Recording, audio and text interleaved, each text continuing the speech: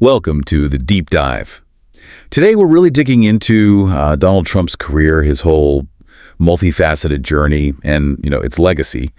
And with me is our expert, who's fantastic at pulling together all sorts of information and, well, finding the key insights on these big topics. It's great to be here. Yeah, the sources for this one, they were pretty revealing. Lots of unexpected angles and connections. It's quite a story we're diving into. Exactly.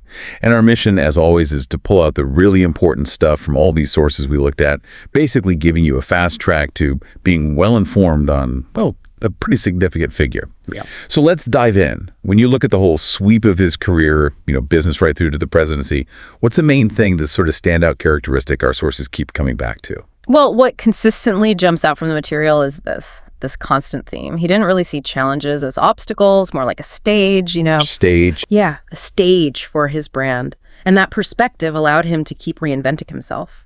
Businessman, reality TV star, then a political force. It's quite the transformation. Mm-hmm. The sources really paint him as a master of self-presentation, always understanding public attention, always building that brand. His timing, his sense of theatrics, that was key too.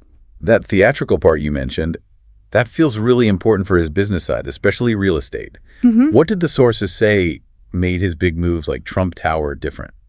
Trump Tower. Sources definitely point to that as a masterstroke, but not just a building deal, you see. It was more like a monument to self-promotion. Other developers might talk specs, investment returns. Right, the usual stuff. Exactly. But Trump, he marketed himself. His name, his lifestyle, that was the draw. The building screamed luxury, sure, but the real value, the sources argue, was the brand he created around it. So it wasn't really about substance, maybe, but style. Precisely. An empire of perception, as some call it.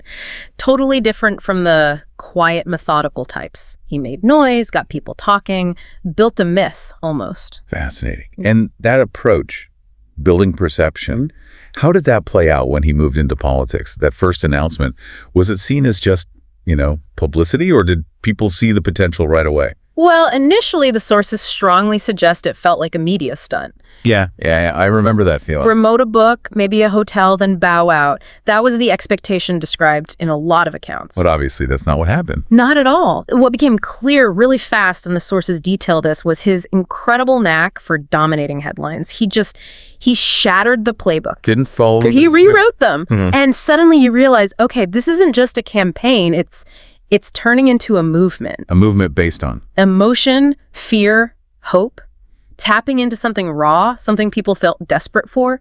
That shift, how fast it happened, it surprised a lot of the observers cited in our materials. And talking about dominating headlines, his communication style, it's always described as, well, both a strength and maybe a weakness. How do the sources size up his relationship with the media? His whole approach was so unconventional. Unconventional is one word for it. The sources consistently describe it as this really dynamic thing with the press, almost symbiotic, but he was usually driving it. Like he needed them, but also fought them. Kind of a love-hate soap opera, with him as the main character. Analysts call it the art of the spectacle. He knew exactly how to get attention. And spin things, too. Absolutely. Turn criticism into a win for his base. He didn't just want coverage, he wanted obsession, The spotlight always had to be on him. And tools like Twitter were key there. Hugely important. It let him just bypass the media gatekeepers, hijack the news cycle instantly, provocative stuff, direct to the public. So different from scripted politicians. Totally. He obliterated the script, threw in some memes, and just let the media chase him. It made him this weird hybrid, right? Pop culture figure and political force all at once. Okay, so beyond the style and the headlines, let's look at policy. America first. That was central. Lots of debate around it. What do our sources say about the reality versus the rhetoric, especially on manufacturing and jobs? Right, America first. It definitely resonated. That rhetoric, patriotism, bringing jobs back, pride. It sounded great to a lot of people. But the execution? That's where it gets more complex, according to the policy analyses we looked at. The execution was a bit messy, maybe? Messy how? Well, the goal was huge, bringing back whole industries. But the reality, the sources suggest, wasn't that simple. You can't just wave a magic wand and reopen factories overnight. The impact on jobs was nuanced. But he did take on trade deals, right? Like NAFTA. Oh, absolutely. That's a key point in the material. He definitely challenged existing agreements, replaced NAFTA with the USMCA.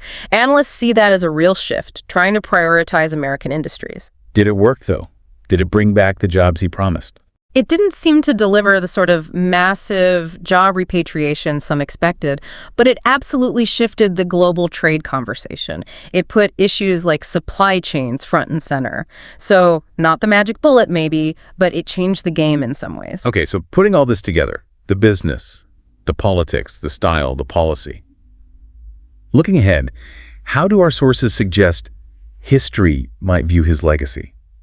Is he the great transformer? Or more of a disruptor, maybe even divisive? You know, the consensus from the sources, from historians, analysts, is that it's going to be incredibly complicated, like trying to define a complex wine with just one word, you know? Not easy. Definitely not. You'll have perspective seeing him as the disruptor, someone who genuinely shook up the system, changed the direction of American politics fundamentally. And the other side? Others will focus on the division, the constant chaos, the stress on institutions. Those impacts are heavily documented in the sources too. But undeniable impact either way. Oh, absolutely undeniable. What comes through loud and clear is that he didn't just break the mold, he smashed it. He showed that populism wasn't just some passing trend, it's a powerful force. He fundamentally altered the political landscape. That's a really clear way to put it. Thank you. This has been, well, incredibly insightful, a real deep dive into a truly unique career. Yeah, and maybe a final thought, just drawing it all together from the sources.